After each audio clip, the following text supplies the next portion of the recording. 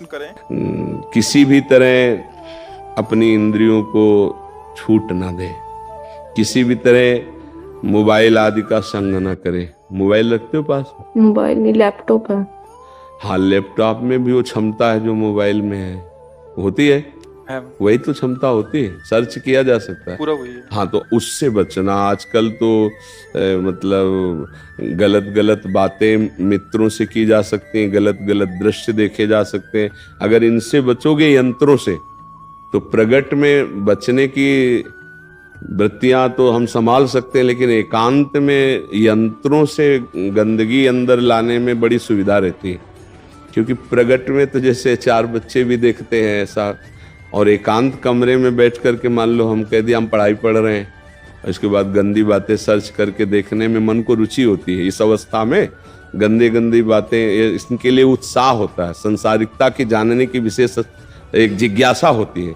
तो ये तो आपके ऊपर कृपा है कि आप अध्यात्म के जिज्ञासु बन रहे हो। तो ये बातें लैपटॉप से ना आने पाए, गंदे संग ना होने पाए, और धीरे धीरे जितना बन सके नाम जप करो, और कभी कभी 10-20 मिनट सत्संग सुन लिया करो, और अपनी पढ़ाई को भजन मानो। जिस क्लास की पढ़ाई पढ़ रहे हो उसे ही भजन मानकर खूब तन्मयता पूर्वक उसको पढ़ो। खाली समय में राधा राधा जप लिया करो, ठीक है। कोई भी ऐसी बात जो तुम्हारे मन को परेशान कर रही हो, अपने मम्मी पापा से बात कर लो, क्योंकि इस अवस्था में आप ब्रह्मचर्य धारण करना चाहते हैं, आप संयम से चलना चाहते हैं। हमें बहुत अच्छा लगा, आप भगवत कृपा पात्र हैं, आप आगे बढ़िए। बस इतना है कि गंदे बच्चों से बचिए। अभी खास जो बचने का उपाय है कि जो बच्चे तुम्हें गंदी बात सिखाएं, गंदी बात सुनाएं, गंदी क्रियाओं की तरफ प्रेरित करें, उनसे दूरी बना लीजिए। जो ऐसा नहीं कि सब गंदे बच्चे होते, जो बच्चे अच्छे हैं उनका संग कीजिए, नहीं तो अलग रहना सीखिए। स्कूल गए, पढ़ाई की, अपने घर आ गए सुरक्षित। ऐसे बच्चों का संग जो आपके जीवन को गलत दिशा में, आपको तो पता ही ना कि गलत दिशा क्या होती है। जैसे आप कहते हैं मुझे जलन होती, फिर बाद में जब ये बहुत अच्छे अंतःकरण का लक्षण है जिसमें जलन होती है, गंदी स्फुरणा, गंदी बात या गंदी चेष्टा के बाद, वो तो बहुत अच्छा अंतःकरण होता है। अभी पवित्र हो तुम बच्चा, अभी संभाल लोगे, ठीक है। गुरुदेव, जब भी काम वृत्ति आती है तो फिर ज्यादातर मेरा मन उसमें तन्मय हो जाता है। कभी रेर होता है कि जिससे मैं निकल पाऊँ नाम जप के प्रभाव से, वरना जब भी तन्मय होता है सुख बुद्धि होने के कारण वो नाम जप भी छूट जाता है। तो यार तुम कितने अच्छे बच्चे हो। इस अवस्था में मतलब युद्ध करने की भावना आ जाना काम से, बहुत कोई पूर्व जन्म का तुम्हारा तप रहा है, भजन रहा है, जो तुम्हारे ऐसे विचार हैं, उस समय बच्चा बचा जाता है एकदम हटा के, मन में नहीं जपा जाता।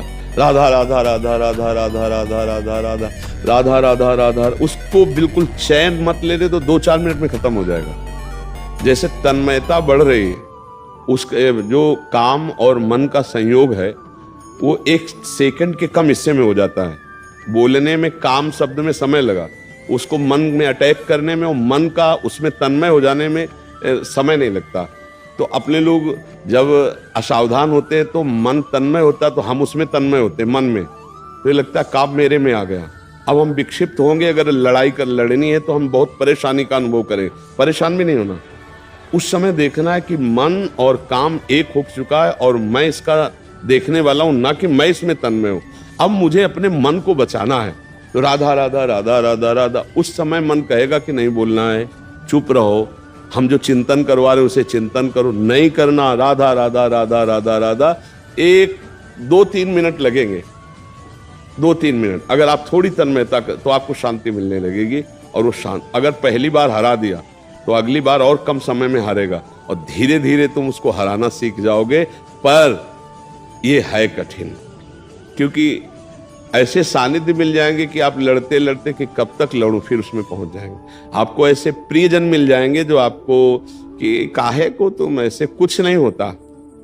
आपको डॉक्टर की भाषा दिखा देंगे कि देखो लिखा हुआ है कि इससे आपका स्वास्थ्य अच्छा होगा।